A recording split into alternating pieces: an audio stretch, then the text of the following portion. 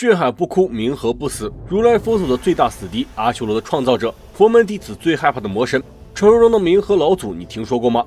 盘古大神开天辟地，身躯化作日月山川，塑造了洪荒世界，亿万生灵由此诞生。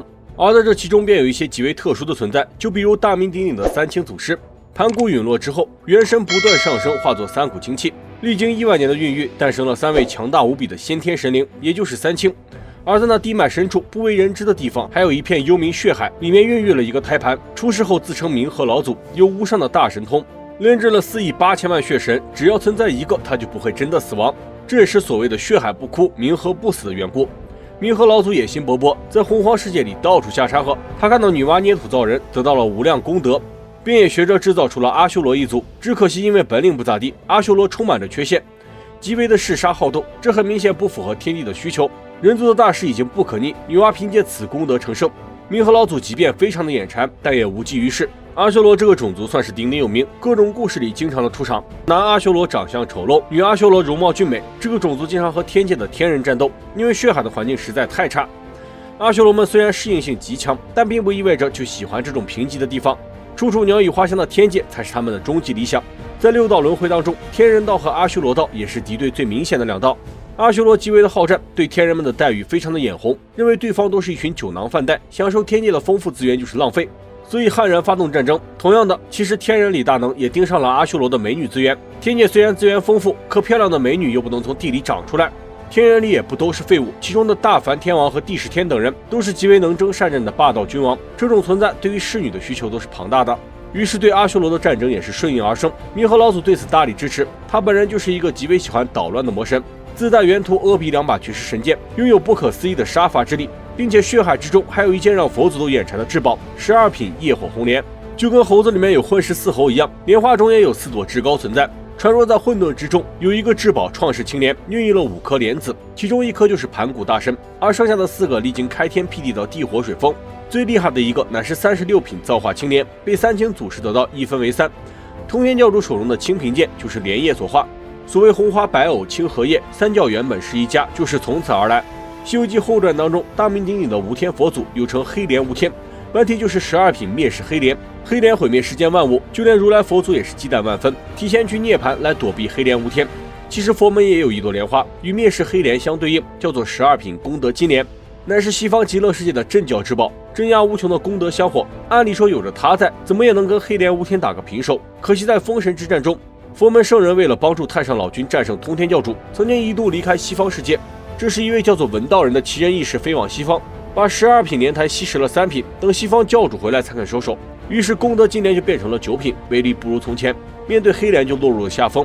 冥河老祖所持有的就是剩下的最后一朵莲花业火红莲，顾名思义，掌管因果业力。传说老祖端坐莲台，手中2把飞剑杀人无数，却不沾染丝毫因果。在洪荒世界当中，因果是个很要命的话题，哪怕强如大罗金仙，要是因果太多，业力缠身，也会处处走霉运。封神大战为什么兴起？不就是因为天地之间的业力太多，急需一群炮灰填坑吗？就连圣人弟子12金仙都需要想方设法，不是收弟子就是亲身上阵，最后全被削去3花武器才得以罢休。冥河老祖虽然实力更加强大，有准圣的修为，但对于因果也是不能视而不见。而有了业火红莲就好办了，天大的因果业力，火焰一卷就消失得无影无踪。冥河老祖于天地开辟之初诞生，是洪荒最高的一批生灵。道祖红军在紫霄宫讲道3次，他每一次都在一旁倾听。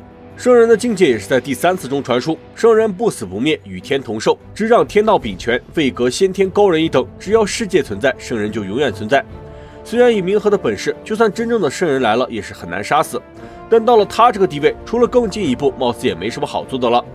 然而想成圣却是没那么容易。天地之间，圣人业位有数，起于1，立于3，成于5，胜于7，极于9。也就是说，最多9个圣人。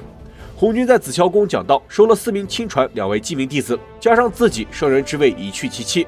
另外天道49遁去其1，所以8个圣位直接没了，只有最后一个可以给洪荒众生争夺。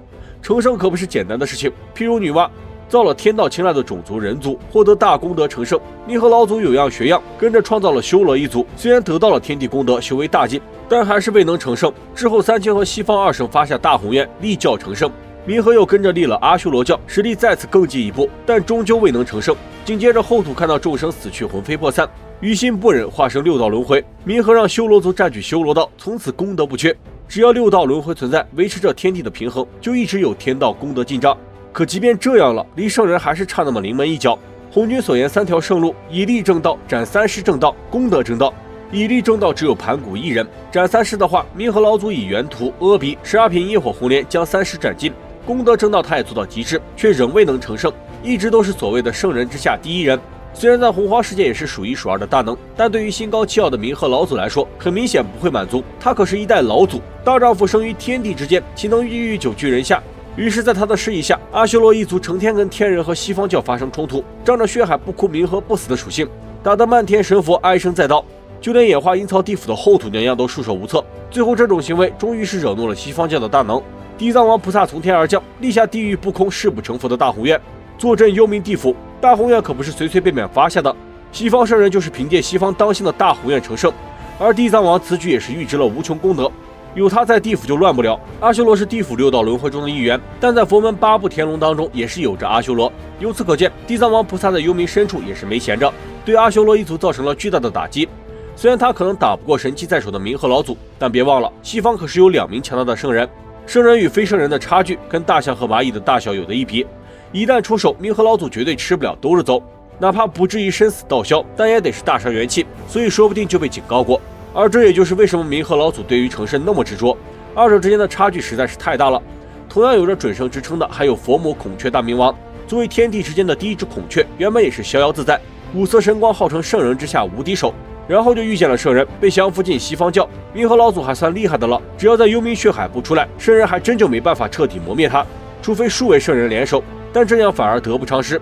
冥河老祖的名号也就这样一天天的变大，到最后发展到洪荒世界，无人不知，无人不晓。那么对于这位不死不灭的冥河老祖，你又有怎样的看法呢？